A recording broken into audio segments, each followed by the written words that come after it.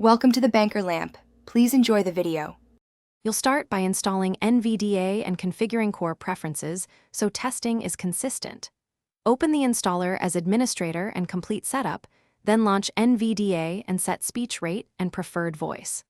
Once done, enable browse mode and object navigation to test different contexts. Make sure Braille and keyboard options are set if needed. Finally, install developer add-ons and restart Nvda. This prepares the toolchain so you can immediately begin accessibility checks on web pages and apps. You'll now perform the core checks that reveal most accessibility issues.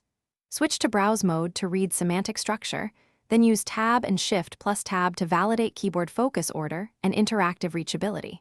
Press Nvda plus F7 to pull up a list of headings and links, and Nvda plus F6 to inspect page landmarks.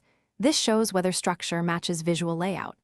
When testing forms, navigate each field and confirm labels. Required states and live region updates are announced properly, because these directly affect screen reader users. You'll finish by validating interactive widgets and dynamic behaviors so users can complete tasks. Interact with menus, dialogues, and custom controls to confirm Nvda announces roles, names, and state changes. Trigger updates in live regions and confirm they are announced.